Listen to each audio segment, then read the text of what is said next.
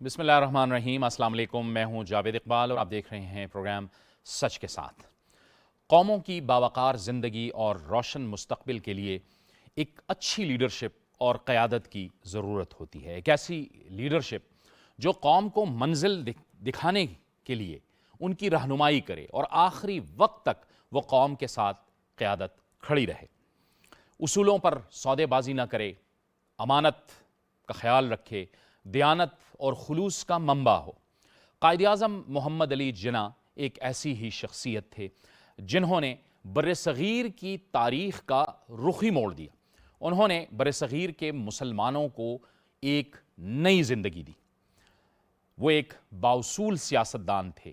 قائد اعظم محمد علی جناح ایک مدبر شخصیت تھے۔ وہ ایک عہد ساز شخصیت تھے۔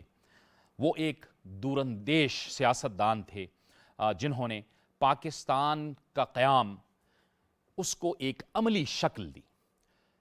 دور حاضر میں قائد اعظم کی سیاسی بصیرت، ان کی لیڈرشپ اور ان کے جو رہنما اصول تھے، اس سے ہم کیا سیکھ سکتے ہیں، کیا حاصل کر سکتے ہیں، آج اپنے اس پروگرام میں ہم خصوصی طور پر اسی پر ہی بات کریں گے۔ اور اس کے لیے جو ہمیں جوائن کر رہی ہیں ہماری پہلی مہمان لاہور ہائی کورٹ کی سابق جسٹس رہ چکی ہیں محترمہ جسٹس ریٹائرڈ ناصرہ جاوید اقبال۔ بہت بہت شکریہ جسٹس صاحبہ، آپ نے ہمیں جوائن کیا۔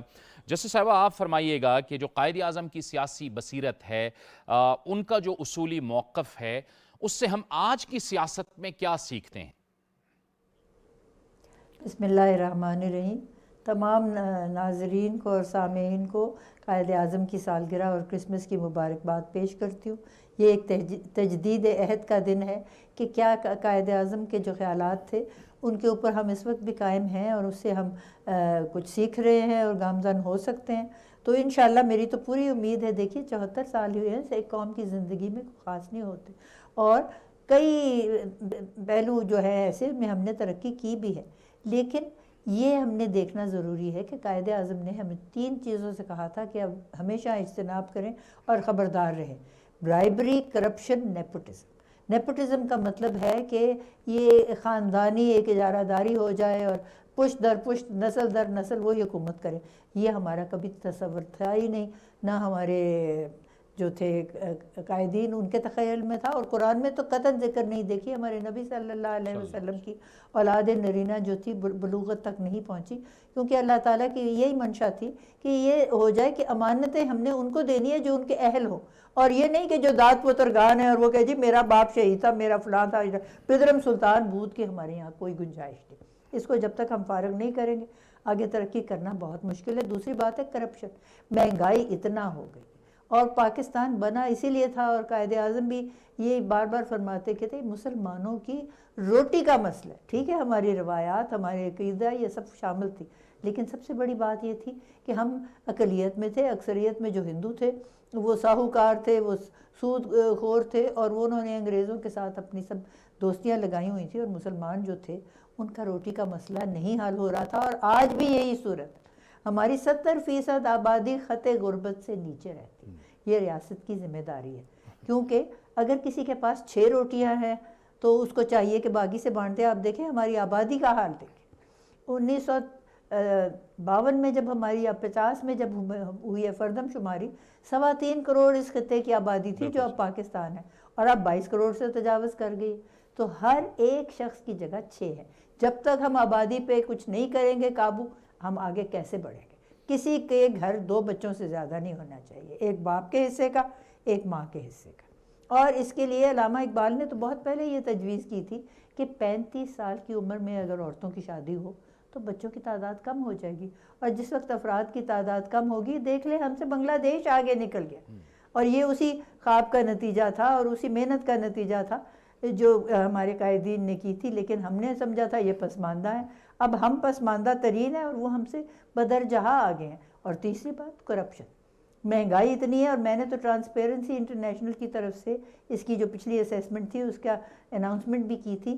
اس کی وجہ ہی یہ امتیاز، غریب بہت زیادہ ہیں اور امیر جو ہیں وہ 6 روٹیاں، جو اگر 1 روٹی اور 6 بندوں میں بٹ رہی ہیں تو اوپر والے سارے کھا جاتے ہیں اور نیچے والوں کے حصے تو کوئی آتا ہی نہیں۔ اور یہ ہمارا جو ہے مدینہ کی ریاست بننی ہے یا جو ہم نے اسلامی نظام پیدا کرنا ہے، اس میں تو یہ ہے کہ اگر آپ کے پاس 2 روٹیاں ہیں اور آپ 1 روٹی پہ گزارا کر سکتے ہیں تو دوسرے ہمسائے کو دیں، اور اگر ہمسائے کو نہیں ملیں گے تو حضرت عمر فاروق تو کہتے تھے دجلے کے کنارے پہ کوئی کتا بھی بھوکا مر جائے. بالکل تو یہ ریاست کے قائدین بالکل صحیح. جسٹس صاحبہ آپ یہ ہم کیا فرمائیے گا ذمہ داری کر رہے ہیں؟ کہ قائد اعظم محمد علی جناح نے کبھی بھی ایسے معاملے پر قدم نہیں اٹھایا جو حقیقت سے ظاہر ہے دور ہو یا حقیقت کے منافی ہو.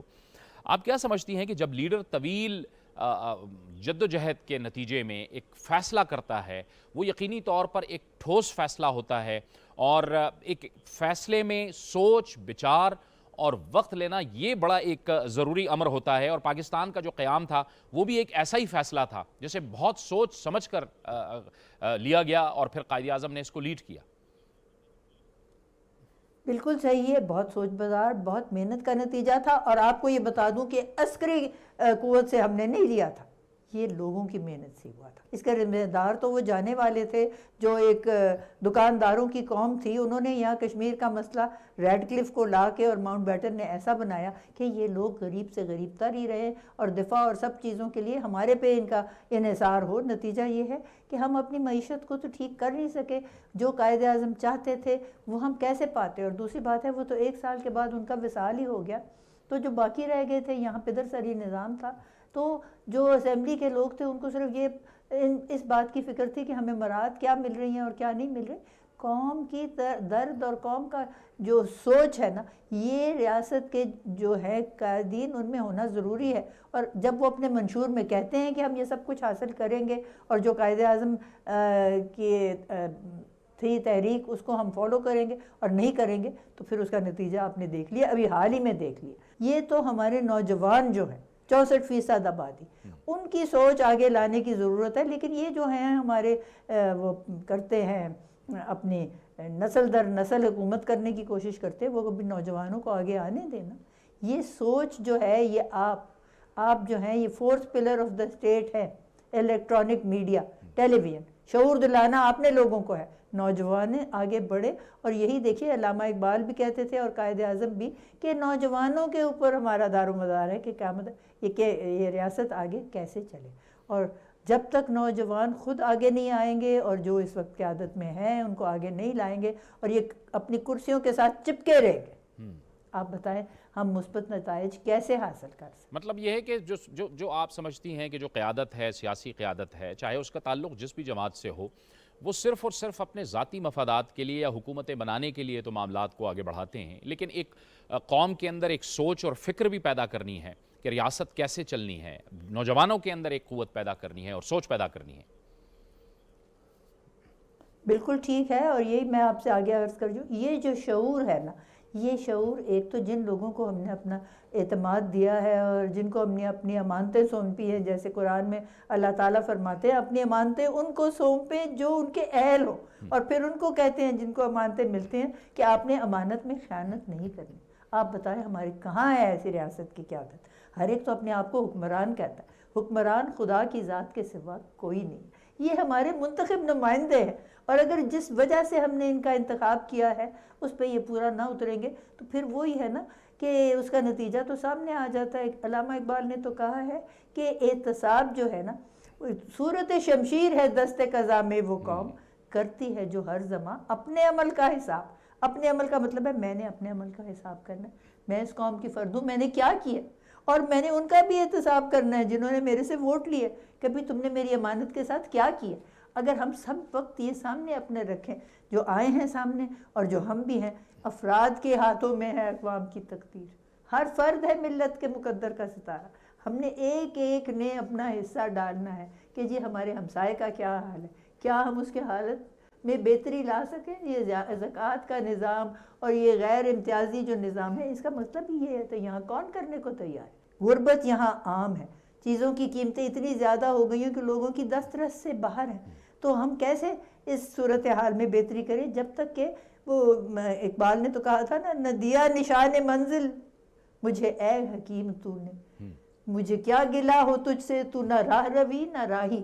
ہمیں تو راہ روی بھی چاہیے اور راہی بھی چاہیے اور یہ آپ نے ہمیں ڈھونڈ کے دینا ہے، میڈیا نے اور نوجوانوں نے جن کی سوچ جو ہے نا افکار تازہ سے جہاں نے تازہ کی ہے نمود، کہ سنگ و خشت سے ہوتے نہیں جہاں پیدا۔ جسٹس صاحبہ، آپ یہ فرمائیے گا کہ قائد اعظم محمد علی جناح اور علامہ اقبال کی ایک فکری ہم آہنگی بھی تھی، اور اسی فکری ہم آہنگی کا نتیجہ تھا کہ پاکستان کا جو ایک تصور ہے وہ وجود میں آیا۔ قائد اعظم محمد علی جناح جب گول میز کانفرنس کے لیے انگلستان جا رہے تھے تو انہوں نے مسلم لیگ کی جو اجلاس ہونے والا تھا اس کی صدارت علامہ اقبال کے حوالے کی، اور علامہ اقبال صاحب تو پہلے ہی نہرو کمیٹی کے سامنے ایک الگ ریاست کا تصور یا بات یا تجویز پیش کر چکے تھے۔ یہ ان کی فکری ہم آہنگی تھی کہ اس کے نتیجے میں ظاہر ہے پاکستان کے ایک نئی آزاد مسلم ریاست یعنی پاکستان کا جو مطالبہ تھا اس میں قوت پیدا ہوئی۔ بالکل صحیح ہے، اور آپ جیسے جانتے ہیں کہ قائد اعظم تو کچھ مایوس ہو کے پھر جا کے تو وہاں انگلستان میں انہوں نے پریکٹس شروع کر دی، اور وہاں بھی مسلمانوں کے قائد بھی تھے، لیکن بہت اصرار پہ علامہ اقبال کے اور کئی خطوط انہوں نے لکھے تو وہ واپس تشریف لائے، کیونکہ علامہ اقبال کا خیال تھا کہ قائد اعظم کے سوا کوئی اہل نہیں ہے کہ قیادت کر سکے مسلمانوں کی۔ اور جس وقت وہ واپس آئے 1935 میں تو علامہ نے فرمایا کہ اب دیکھیں میں اشعار بھی بھول جاتے ہیں عمر کی وجہ سے، کہ یہاں اب میرے رازداں اور بھی ہیں، گئے دن کہ تنہا تھا میں انجمن میں، یہاں اب میرے رازداں اور بھی ہیں۔ اتنے فرط مسرت کے جذبات سے وہ بھرپور ہو گئے، اور پھر نوجوانوں سے کہا ستاروں سے آگے جہاں اور بھی ہیں، ابھی عشق کے امتحان اور بھی ہیں، اور ان دونوں کی ہم آہنگی کی وجہ سے تو آگے چلا تھا۔ اور انہوں نے 1940 جب قرارداد پاکستان کی، آپ کو پتہ ہے یہاں بہت بڑی ایک اجلاس ہوا تھا جس کو اب مینار پاکستان ہم کہتے ہیں، تو وہاں قائد اعظم نے یہی فرمایا کہ جو کچھ علامہ چاہتے تھے وہ ہم دونوں کی سوچ ایک جیسی تھی، اور وہ سوچ یہ تھی کہ مسلمانوں کا روٹی کا مسئلہ طے ہو اور احترام انسانیت اس ریاست میں ہو جو ہم قائم کرنے جا رہے ہیں۔ یہ کوئی تھیوکریٹک سٹیٹ تو نہیں تصور کیا تھا، ٹھیک ہے ہمارے روایات، ہماری اعتقاد، عقائد یہ سب شامل تھے، لیکن اس میں قائد اعظم نے 11 اگست کو تقریر میں کہا تھا کہ آج آپ آزاد ہیں، you are free to go to your temples, to your churches, to your mosques, you are all citizens of a free state and religion has nothing to do with the business of the state. کوئی مداخلت نہیں۔ دیکھیں معاملات میں تو سب کے اوپر جو ہمارے منتخب نمائندے ہیں ان کا اختیار ہے، لیکن عبادات میں کسی کی دخل نہیں ہے، جو جس کا مذہب ہے وہ اس کو فالو کر سکتا ہے۔ لیکن آپ دیکھ لیں ہم کس طرف چلے گئے، یہ ہم نے کیا کیا ہے یہ سیالکوٹ میں، اور یہ ہماری عادت ہے۔ ہم اپنے گریبان میں جھانک کے دیکھیں، ہم اسی قابل تھے، اور یہی پاکستان کا تصور تھا۔ اس میں ہمارے ساتھ شامل تھے ہندو، مسلم، سکھ، عیسائی، اور ہماری پہلی کابینہ جو تھی 8 لوگوں پہ مشتمل تھی، ان میں یہ سب کی ریپریزنٹیشن تھی۔ یہ دو قومی نظریے کے حوالے سے جسٹس صاحبہ میں چاہوں گا کہ اس پہ بھی آپ کمنٹ فرما دیجئے گا کہ دو قومی نظریے سے ہٹانے کے لیے بھی قائد اعظم محمد علی جناح پر بہت دباؤ ڈالا گیا، اور بعد میں ہم نے جب دیکھا کہ کشمیر پر جب بھارت نے تسلط قائم کیا تو یہ بھی اس کی ایک سلسلے کی کڑی تھی۔ حالانکہ قائد اعظم محمد علی جناح تو شیخ عبداللہ کو کہہ چکے تھے کہ آپ کو بعد میں بہت پچھتانا پڑے گا، اور پھر وقت نے ثابت کیا کہ آج بھی کشمیری جو لیڈرز ہیں وہ یہ کہتے ہیں کہ شیخ عبداللہ نے ایک ہوس اقتدار کی وجہ سے کمپرومائز کیا۔ آج بھی کشمیر پہ جو ہے وہ معاملات، مقبوضہ کشمیر ہو چکا، لیکن وہاں کے لوگوں کو حقوق نہیں مل رہے۔ اصل میں بات ہی ساری یہ ہے کہ یہ جو کشمیر کا تنازع اگر ماؤنٹ بیٹن اور ریڈ کلف یہاں نہ چھوڑ جاتے بد نیتی سے، وہ تو ایک دکانداروں کی قوم تھی اور وہ چاہتے تھے کہ ہم لوگ پسماندہ رہیں، اس لیے تو وہ انہوں نے ساری جو خط کھینچا تھا پاکستان اور ہندوستان کے درمیان، فیروز پور بھی ان کو دے دیے اور راستے دے دیے، دشوار گزار حالانکہ وہ تھے کہ کشمیر تک ان کی رسائی ہو۔ اس سے ہماری دیکھیے 74 سال اسی بات پہ ہمارے جو ہے وہ جنگ اور آپس میں اختلافات رہے ہیں۔ اگر یہ وہ چھوڑ کے نہ جاتے اور صحیح منصفانہ طور پہ ہماری تقسیم ہوئی ہوتی تو پاکستان اور ہندوستان دونوں اس وقت ترقی کر سکتے تھے۔ اور یہ دو قومی نظریے کا مطلب تو یہ تھا کہ جو ہندو تھے وہ چاہتے تھے کہ وہ ہم سے اوپر بالاتر رہے اور ہمیں مسلمانوں کو تو دالت یا جس کو شودر تب کہتے تھے ان کی حیثیت دیتے تھے، نہ ہمارے ساتھ کھانا کھاتے تھے، نہ سایہ پڑھنے دیتے تھے، نہ آپس میں مل کے رہنا چاہتے تھے، اور گورننس میں وہ مسلمانوں کا حصہ بالکل نہیں چاہتے تھے۔ اور اسی ان کی جو تھی یہ امتیازی سلوک، اس کی وجہ سے تھے قائد اعظم، وہ اس بات پہ پھر ہو گئے راغب کہ وہ پاکستان کا علیحدہ ہی ایک خطہ جو ہے وہ ہمیں لینا پڑے گا جہاں پہ مسلمانوں کی اکثریت تھے.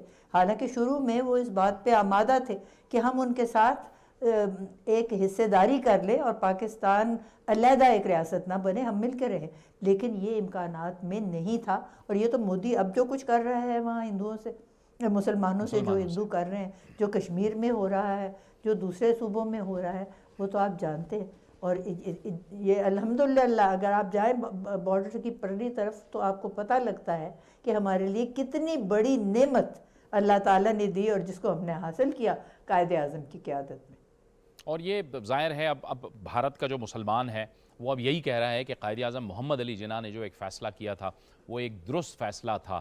ایک اب جسٹس صاحبہ آپ یہ بتائیے گا کہ یہ تو ایک سیاستدان کی حیثیت سے، ایک لیڈر کی حیثیت سے، ایک جو ان کی شخصیت تھی اور وہ ظاہر ہے ایک قانون دان بھی تھے، اور آپ چونکہ خود قانون دان ہیں، میں اس مناسبت سے آپ سے پوچھوں گا کہ آپ نے ان کی شخصیت کو کیسے دیکھا؟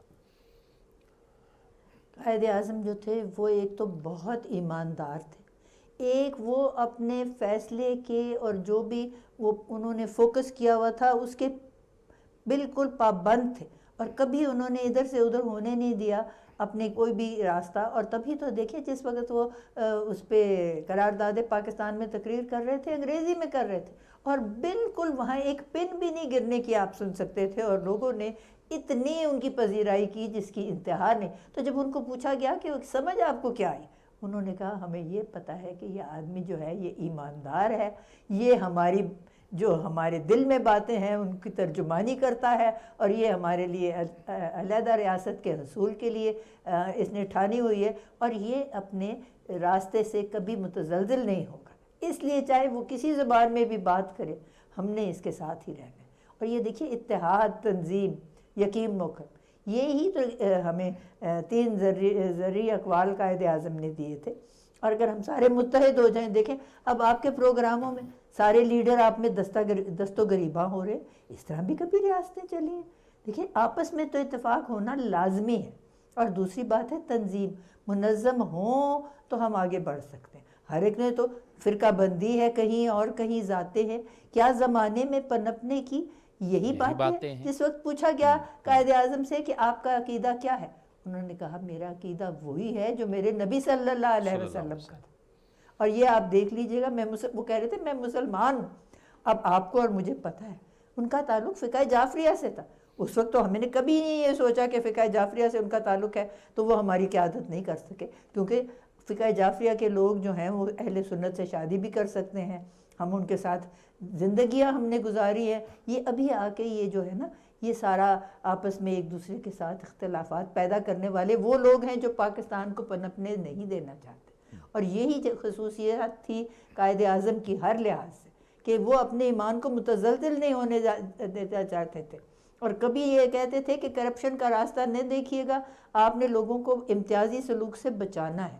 اور تیسری بات یہ ہے کہ لالچ سے بچانا ہے، اقربا پروری سے بچانا ہے، سفارش سے بچانا ہے. اگر ہم ان سارے اصولوں پہ گامزن رہتے تو آپ بتائیے یہ ریاست تو اس وقت ترقی یافتہ ریاستوں کی صف اول میں ہوتی. بالکل. اگر یہ ہماری بدقسمتی ہے کہ یہ ہم نے نظریے جو تھے ان کی ہم نے اس کی طرف توجہ نہیں رکھی. بہت بہت شکریہ، بہت بہت شکریہ، بہت بہت شکریہ، بہت بہت شکریہ جسٹس ریٹائرڈ ناصرہ جاوید اقبال صاحب کا، آپ نے اس اہم موضوع پہ ہمیں وقت دیا. پروگرام میں ایک بریک کا وقت ہوا چاہتا ہے، بریک کے بعد پروگرام جاری رہے گا.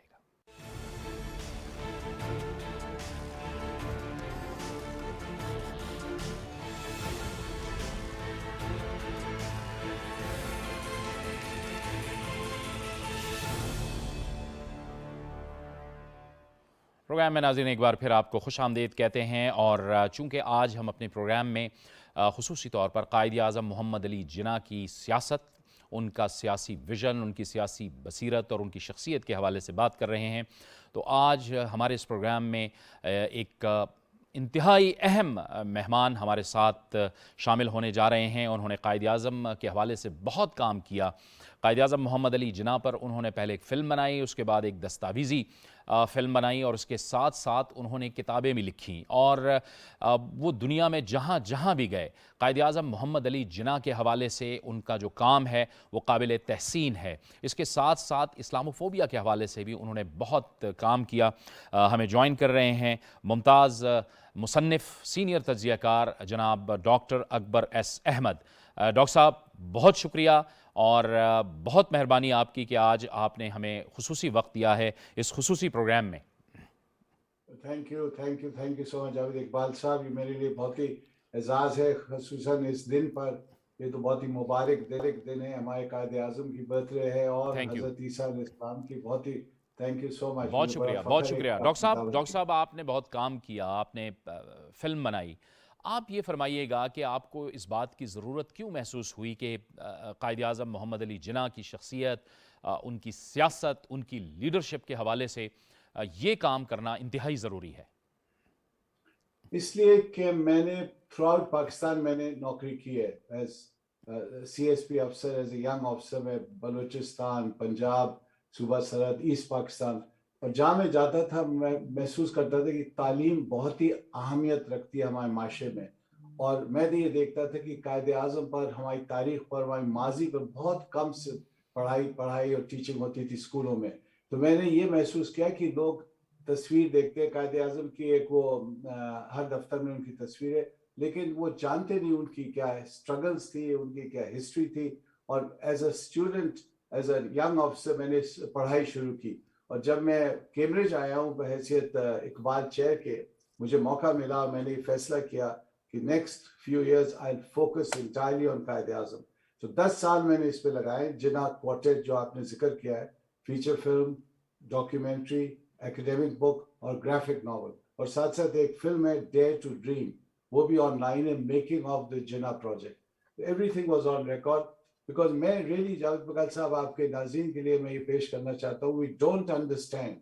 ہم پاکستان میں ان کو کہتے ہیں قائد اعظم ہے، بہت رحمت اللہ علیہ، لیکن ہم یہ نہیں ریئلائز کرتے ان کی اسٹرگل کیا تھی، کس پیمانے پہ تھی۔ ایک طرف کانگریس اور ان کے بڑے بڑے لیڈرز، مہاتما گاندھی، نہرو، پٹیل، دوسری طرف انگریز سپر پاور اس زمانے کا، سب ان کی مخالفت کر رہے تھے، اور اس کے درمیان ہی went through it and created Pakistan. اور نتیجہ کیا تھا؟ the largest Muslim nation in the world 1947 میں۔ یہ he's an amazing giant and a genius، اور میں تو سمجھتا ہوں ہر پاکستانی کے لیے a very inspiring figure۔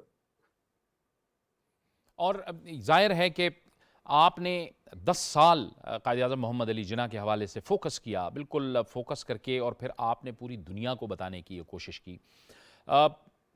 ظاہر ہے ہم نے وہ فلم بھی دیکھی، اور اس کے بعد پھر آپ کی یہ جو ڈاکیومنٹری ہے یہ بھی آئی۔ آپ نے ایکولی ایڈریس کیا، یعنی آپ نے ظاہر ہے بڑی عمر کے لوگوں کو بھی ایڈریس کیا، نوجوانوں کو بھی ایڈریس کیا، پھر آپ نے ظاہر ہے کہ چھوٹی عمر کے لوگوں کو، بچوں کو بھی ایڈریس کیا، یعنی کمٹمنٹ آپ کی ڈاکٹر صاحب اس حد تک ہے۔ بالکل، بیکاز بحیثیت ایک ایڈمنسٹریٹر، ایز آئی سیڈ، میں پاکستان تھرو آؤٹ رہ چکا ہوں۔ This really is a project Hare section of society کے لیے، اور میرے لیے بہت ضروری تھا کہ میں ہسٹوریکلی جو غلط فہمیاں، مس انڈرسٹینڈنگ، قصداً سمٹائمز انوسنٹلی، سمٹائمز غفلت، because of that Quaid Azam کی امیج بالکل کلیئر نہیں تھی، I wanted to give the facts. تو ہر چیز جو میں نے لکھی ہے یا فلم کی ہے، it is based on facts. مثلاً آپ کے ناظرین سے میں شیئر کرتا ہوں، دینا ان کی جو بیٹی تھی، جی، نیو یارک میں ان کا انٹرویو تھا میرا، جو میری کتاب میں یہ ذکر ہے۔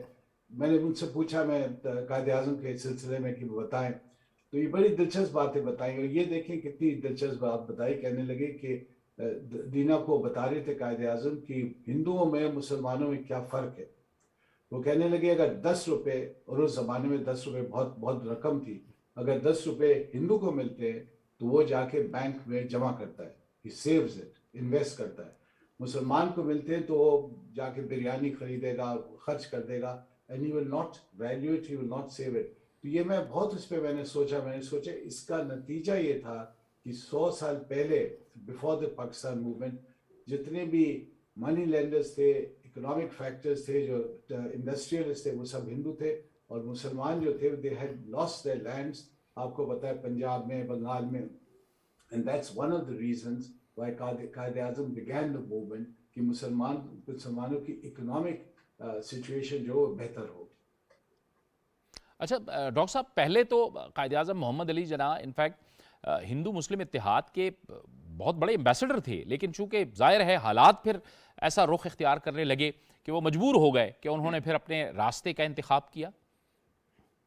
بالکل صحیح ہے، بالکل صحیح ہے. یہ بھی لوگوں کو نہیں پتا ہے، خصوصاً انڈیا میں نہیں پتا ہے لوگوں کو کہ Quaid Azam was the champion. ان کو بڑے مشہور ہندو لیڈرز کہتے تھے ہی از دی امبیسڈر، یہ سفیر ہے ہندو مسلم یونٹی کے. یہ ارلی سینچری میں، ارلی 20th سینچری میں. لیکن 1920s میں 1930s میں انہیں بہت کوشش کی تھی کہ ہندو مسلم یونٹی پیدا ہو، لیکن وہ دیکھ رہے تھے نہیں پیدا ہو رہی ہے، کیونکہ ایک نئی نیریٹو انڈیا میں ابھری تھی. وہ نیریٹو خصوصاً 1930s کے بعد بہت اس نے زور پکڑا تھا. وہ it was coming out of the RSS، یہ جو ایونچولی BJP بنتی ہے. اور گولوارکر ان کے بڑے فیمس آئیڈیالوگ تھے. گولواکر نے تو لکھی ہے بڑی مشہور کتاب، اس میں یہ لکھا تھا کہ اگر ہٹلر اپنی مائنورٹیز کو ختم کر سکتا ہے تو ہم یہاں اس ملک میں مائنورٹیز کو ختم کر کے یہ ہندو راشٹر، ہندو دیش کیوں نہیں بنا سکتے. تو یہ نیریٹو بڑھ رہی تھی اور ابھر رہی تھی. اور قائد اعظم نے 1930s میں، اینڈ آف 30s میں یہ دیکھا کہ it will not be possible to have unity, therefore Muslims must be protected ان کے اپنے ہوم لینڈ میں. اور اس میں علامہ اقبال کا بہت بڑا رول ہے، کیونکہ علامہ اقبال نے ان کو خط لکھے اور ان کو پرسویٹ کیا. اور ایک بڑا مشہور خط ہے، بیوٹیفل، وہ تو شاعر تھے کہ یو آر دی اونلی مین، یہ قائد اعظم کو لکھا، who will save the Muslims in the storm that is coming to India. تو علامہ اقبال دیکھ رہے تھے ایک طوفان آ رہا ہے اور اس طوفان میں صرف Quaid Azam will be able to save the Muslims. تو یہ بڑا ہسٹوریکل ٹائم تھا مسلمانوں کے لیے. History could have gone one way or the other. ہم تو یہ سب taken it for granted دیتے ہیں. پاکستان کو ایک قسم کا آسمان سے مل گیا، لوگوں کو خوش ہیں، اپنی زندگی گزاریں. لیکن یہ بڑا ٹچ اینڈ گو تھا. اور اگر کسی پاکستانی کو شک ہے کہ قائد اعظم صحیح تھے نہیں صحیح، جب میں آتا ہوں پاکستان تو مجھے حیرانگی ہوتی ہے، مجھ سے بڑے سوال کرتے ہیں کہ دیکھیں آپ نے تو ان کو اتنا ہیرو بنا دیا اور فلمیں بنائی اور کتابیں لکھی، لیکن انہوں نے تو یہ چھوڑ دیا اور یہ مسئلہ تھی. اور میں ان سے کہتا ہوں ایک ہفتے کی چھٹی لے کے انڈیا جاؤ اور وہاں دیکھو مسلمان کا کیا حال ہے، اس کے بعد آ کے تو مجھ سے بات کرو. تو ہمارے لیے قائد اعظم نے لٹرلی ایک آزاد ملک دیا ہے، the greatest gift today. اور میں نے کتاب جو لکھی تھی اس کا ٹائٹل تھا جنا پاکستان اینڈ اسلامک آئیڈینٹی. بالکل بالکل. ہاں، لیکن جاوید اقبال صاحب اس کا سب ٹائٹل آپ نوٹ کریں، سب ٹائٹل تھا The Search for صلاح الدین.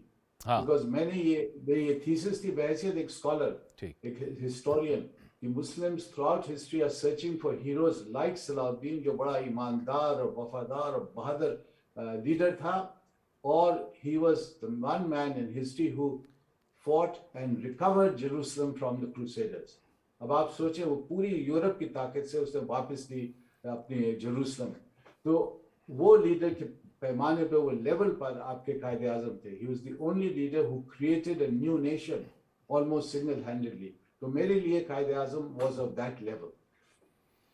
ڈاکٹر صاحب، پاکستان کا جو تصور تھا، ایک اسلامی ریاست کا تصور تھا، وہ فرمائیے گا کہ قائد اعظم ذہن میں کیا تھا؟ خصوصاً ہم دیکھتے ہیں کہ پھر 11 اور جو 14 اگست جو کانسٹیٹیوئنٹ اسمبلی سے ان کا خطاب ہے، وہ بھی اس سلسلے میں بڑا اہم ہے. وہ بالکل اہم ہے. اور میں تو سمجھتا ہوں کہ ایک اسکالر کے لیے میں نے ایک پورا چیپٹر اس پہ میں نے لکھا ہے اپنی کتاب میں آن دی اگست. 2 اسپیچز تھے ان کے، آپ نے بالکل صحیح فرمایا. اور وہ 2 اسپیچز جو تھیں، وہ سیکنڈ اسپیچ میں ایک انٹریکشن تھا with Lord Mountbatten. Mountbatten viceroy تھے انڈیا کے. اب آپ سوچیں ہی اسٹل وائس رائے، اور Quaid Azam is essentially the subject of the British empire. ابھی تک آزادی نہیں ملی ہے، we are in the process of آزادی. تو ماؤنٹ بیٹن نے اپنی تقریر میں، یہ سوچنے کی بات ہے، اپنی تقریر میں کہا کہ آپ کا جو ماڈل ہے پاکستان کے لیے، it should be اکبر اعظم، مغل اعظم اکبر. سو قائد اعظم نے اس کو جواب دیا. تو آپ سوچیں پبلکلی وائس رائے کو جواب دے رہے ہیں کہ نہیں، آپ نے جو اکبر کی مثال دی ہے ہمارے لیے سوٹیبل نہیں ہے. ہمارا جو رول ماڈل وہ آلریڈی ہمارے پاس ہسٹری میں ہے. اور وہ تاریخ میں تھا. وہ رول ماڈل جو ہمارا ہے وہ رسول پاک صلی اللہ علیہ وسلم ہے, اور اس پہ دین انہیں تبصرہ کیا. Brilliant speech. آپ سوچیں کہ قائد اعظم کی دور اندازی کی کہاں سے کہاں انہیں سوچ کر ہسٹوریکلی بازی کی طرف انہیں اشارہ کیا ہے, سو دیٹ فیوچر کی طرف, مستقبل کی طرف وہ ہماری قوم کو آگے بڑھائیں اور ایک منزل سے دکھائیں ان کو, کہ اس کے بغیر we will not succeed because we will not have an identity. تو یہ جو ڈبیٹ چل رہی ہے پاکستان کی, it's very important کہ جو قائد اعظم کے آئیڈیاز تھے we should also listen to them and understand them, کیونکہ he thought about these issues. یہ نہیں کہ وہ کھڑے ہو کے جیسے آج کل لوگ کرتے ہیں, کھڑے ہو کے جو منہ میں آتا ہے تقریر کر دیتے, بڑے سوچ سمجھ کے اور حالات دیکھ کر اور حقیقت دیکھ کر. بیکاز ادھر آپ کے ریممبر ایک طرف آپ کی کانگریس پارٹی ابھر رہی تھی, بڑی طاقتور تھی اور بڑی طاقت پکڑ رہی تھی, اور دوسری طرف انگریز تھے. both of them were against the idea کہ قائد اعظم ایک انڈیپینڈنٹ اسٹیٹ بنائیں. یعنی کہ ظاہر ہے رکاوٹیں تو بہت زیادہ تھیں, اور جو ہم پہلے بھی پروگرام میں ڈسکس کر رہے تھے کہ دو قومی نظریے سے ہٹانے کے لیے ان پر مختلف قسم کے دباؤ بھی ڈالے گئے. بہت ڈالے تھے, بہت دباؤ بھی ڈالے تھے, اور میں نے بڑی ڈیٹیلز دی ہیں کیونکہ میں نے وہ جو منٹس تھے جب قائد اعظم یا جو امپورٹنٹ پولیٹیکل لیڈرز یہ ملتے تھے وائس رائے یا اس لیول کے انگریزوں سے, تو جتنی بھی باتیں ہوتی تھی, گفتگو ہوتی تھی, وہ منٹ میں لکھی جاتی تھی. تو میں نے وہ پڑھا ہے اور میں نے دیکھا ہے کہ قائد اعظم کی کتنی محنت تھی, کتنی کوششوں سے وہ اپنا پوائنٹ ویو آگے کرتے تھے, اور پھر ان کے خلاف کیا ان کا انگریزوں کا ریئیکشن ہوتا تھا. مثلاً ایک میٹنگ میں قائد اعظم نے ماؤنٹ بیٹن کے ساتھ میٹنگ کی, پھر واپس آئے, اپنے مسلم لیگ لیڈر سے کہا کہ ہی از اے جینٹل مین, اور اس نے اچھی باتیں کی, پازیٹیو باتیں کی. پھر میں نے ماؤنٹ بیٹن کا منٹ پڑھا, اور منٹ میں ماؤنٹ بیٹن نے لکھا تھا جب وہ قائد اعظم چلے گئے, واپس چلے گئے اس کے دفتر سے, بہت گالیاں دی قائد اعظم کو, برے لفظ استعمال کیے قائد اعظم کے خلاف. تو مجھے حیرانگی یہ ہوتی تھی کہ قائد اعظم اتنے عظیم خیالات کے, بلند خیالات کے شخص تھے. اپنا کیریکٹر, ان کا مارل کیریکٹر تھا کہ دشمن سے بھی سویلائز بات کرتے تھے. سویلائز جس کو کہتے ہیں پارلیمنٹیرین, وہ لاسٹ منٹ تک پارلیمنٹیرین تھے. لیکن وہ ہی واز اویئر کہ جو حقیقت ہے کہ سازشیں ہو رہی ہیں, آپ دیکھ رہے ہیں ہر جگہ, ہر قدم کشمیر, حیدرآباد, جوناگڑھ, آپ کا جو یہ ریڈ کلف ایوارڈ ہے, قدم پہ ہوا ہے. قائد اعظم کی ٹریجڈی یہ تھی, اور میں تو کہوں گا ٹریجڈی, کہ وہ واحد اکیلے تھے.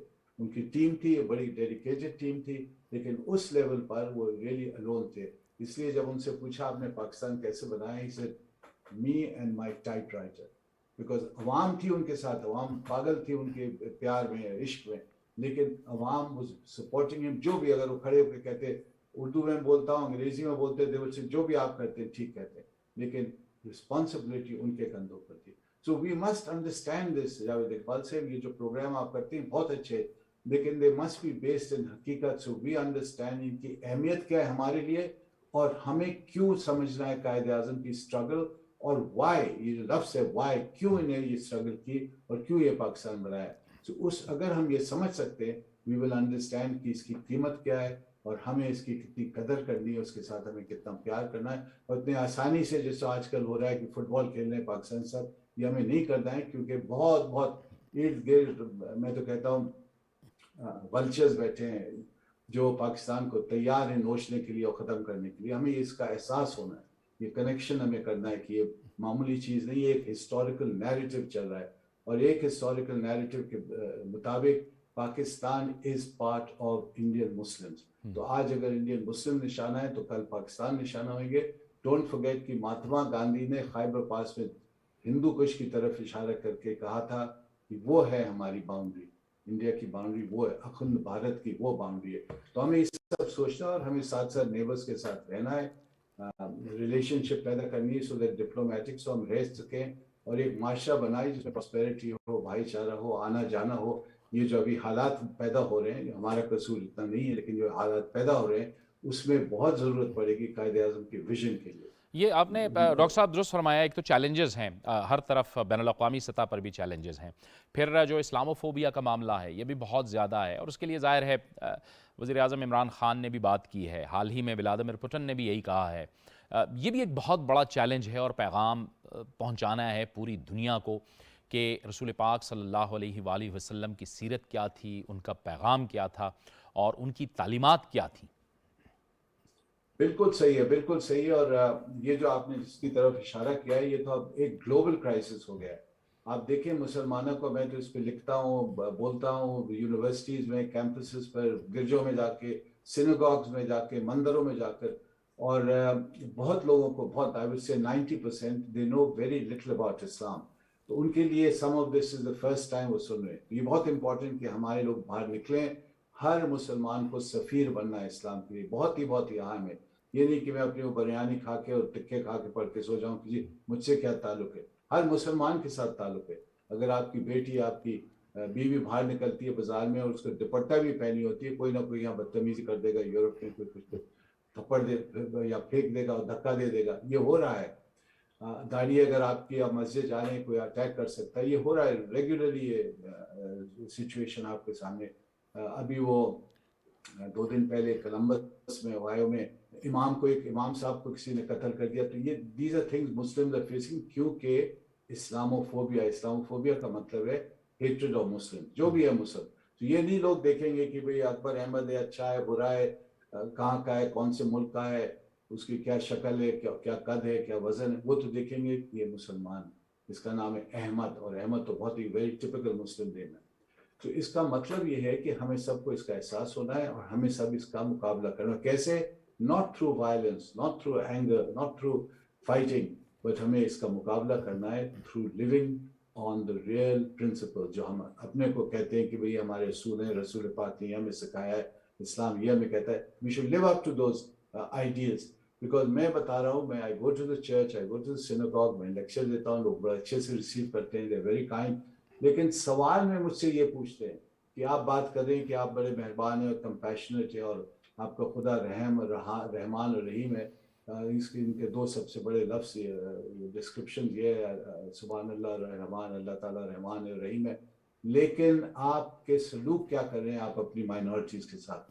آپ نے ابھی سری لنکن کو جیسے مارا ہے، جلایا ہے، اس کی یہ ایگزامپلز دیتے ہیں۔ تو ہمیں یہ جو ہے جاوید اقبال صاحب، this challenge is with in اس، یہ ہم ہی ٹھیک کر سکتے ہیں، ہم باہر کو نہیں دے، ہم یہ نہیں کہہ سکتے یہ انڈیا نے کرا، یہ یہودیوں نے کرا، یہ ہمارا اپنا چیلنج ہے۔ we have to really try much harder to make this society with culture, with religion, with high moral standards، so دنیا پھر ہمیں دیکھے کہ yes, this is the model of a Muslim society۔ Doctor صاحب، قائد اعظم محمد علی جناح کے حوالے سے ایک بار پھر ہم بات کرتے ہیں۔ جناح صاحب جو ہے وہ فیصلہ کرتے تھے، اور وہ جو ان کا فیصلہ ہوتا تھا وہ ایک سوچ بچار کا فیصلہ ہوتا تھا، پھر اس پہ وہ کھڑے رہتے تھے، اور وہ یہ بھی کہتے تھے کہ آپ جو فیصلہ ہو اس پہ پھر آپ اس کے ساتھ کمٹ رہیں۔ انہوں نے پاکستان میں پاکستان کے قیام کے حوالے سے سیاست کو بھی ایک گائیڈ لائن دے دی، گورننس کے حوالے سے بھی انہوں نے بات کی کہ ملک کو کیسے چلانا ہے، اور مذہب کے حوالے سے بھی انہوں نے بات کی کہ آپ نے کن رویوں کو اختیار کرنا ہے اور کیسے چلنا ہے، اس ملک کو کیسے چلانا ہے۔ آپ نے ریفر کیا سری لنکا والے افسوسناک واقعے کو۔ بدقسمتی سے یہ متشدد رویے اس سوسائٹی میں پیدا ہو گئے۔ اب ہم انہی اصولوں کو اپنائیں گے تو ان جو فالتو کے رویے ہیں اور یہ خطرناک جو رجحانات ہیں ان سے ہم نکلیں گے۔ اسی جاوید اقبال صاحب، آپ نے بہت ہی ایک اہم پہلو پر آپ نے روشنی ڈالی ہے۔ Quaid Azam was a main of the لا، بہت امپورٹنٹ پوائنٹ ہے، اور اس پہ کمپرومائز بالکل نہیں کرتے تھے۔ جب وہ گورنر جنرل بن کر پاکستان آئے، کون ان کو انکار کرتا ہے فار اینی تھنگ؟ اور ان کے کوئی دور کے رشتہ دار پہنچے کہ جی ہمیں یہ نوکری دے دو، ہی سیڈ نو، اور آرڈر دیا کہ کوئی بھی اگر میرا رشتہ دار کلیم کرتا ہے کہ میں آ رہا ہوں مجھے نوکری دو، ڈو ناٹ انکریج اٹ۔ یہ ان کا رویہ تھا کہ اسٹرکٹلی بائی دا لا، کیونکہ اس سے اگر میں تمہیں نوکری دوں گا، آئی ول ٹیک اوے، کسی کا میں حق چھینوں گا، تو وہ میں نہیں کرنا چاہتا۔ تو Quaid Azam was a man of principle۔ Quaid Azam was a very busy man leading the Muslim nation and serving the Muslim nation۔ اور in the end ان کے جو I think greatest achievement ہے، جو I'm sure اللہ سبحانہ تعالیٰ ان کی مہربانی ان کو دکھائیں گے، was he created a homeland for the Muslims۔ ایک کتاب میں نے پڑھی ہے، ایک بڑے پرومیننٹ مسلمان نے لکھی تھی کہ وہ تو حضرت موسیٰ علیہ السلام کی طرح تھے، جس حضرت موسیٰ علیہ السلام نے اپنی قوم کو نجات اور freedom the, that is how he gave the Muslims of India۔ تو وہ ان کی اچیومنٹ تھی۔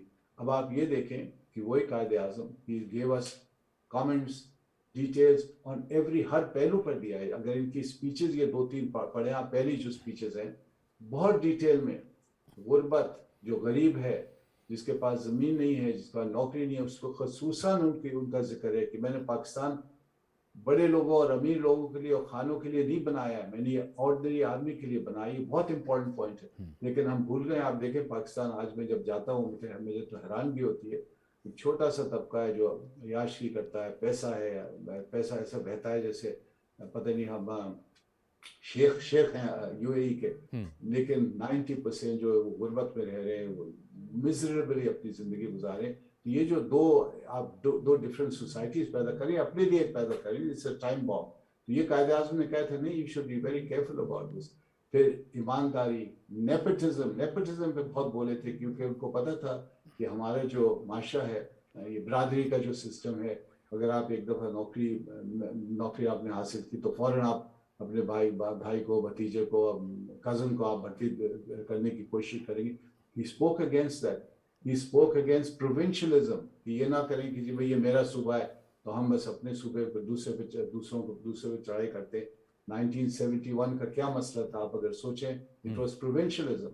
तो ये चीज़ें कायदे आज़म ने वार्न की थी हमें, और अगर मैं तो समझता हूँ हर बच्चे को ये उनकी जो स्पीचेज हैं देखनी है, पढ़नी है और उससे सबक हासिल करने हैं। बहुत बहुत शुक्रिया डॉक्टर अकबर एस अहमद साहब, आपने अपना कीमती वक्त दिया हमारे इस अहम मौजू पर गुफ्तगू करने के लिए। और यकीनी तौर पर हम ये कहेंगे कि मोहम्मद अली जिन्ना की एक शख्सियत, एक हमगीर शख्सियत थी, जिससे हमारे लिए सीखने के लिए बहुत कुछ है।